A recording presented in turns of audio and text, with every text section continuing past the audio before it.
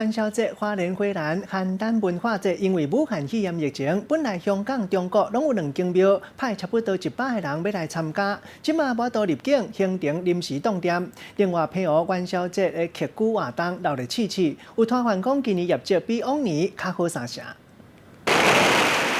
炮声隆隆叫，邯郸爷烫把体，手拿着青仔叶的花线，徛伫咧新桥顶悬，看起来足威风的。传统的习俗，早邯郸爷会当去除瘟疫，是每一年元宵节的重头戏。不过今年花莲花篮邯郸文化节本来邀请香港甲中国来台湾做交流，但是受到武汉肺炎疫情的影响，被迫来取消。我们的香港玄武财神殿，还有我们的大陆福州财神庙。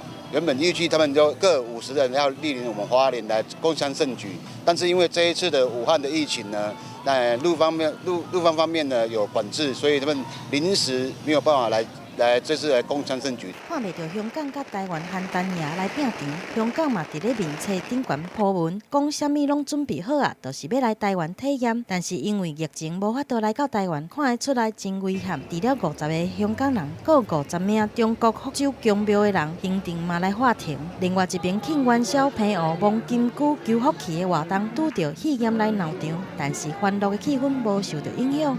毕竟澎湖的元宵比过年还热闹，政府的管控都做得很好，就是到时候我在追踪从大陆进来的人，然后会请他们再加以做好防疫，所以你不担心？不担心。你去年较济？今年看生意差不多有加较好无？3成。对台湾管制有信心，平湖热烈的庆祝，水母配着烟火，就算天气冷死死，民众也是真热情。记者综合报道。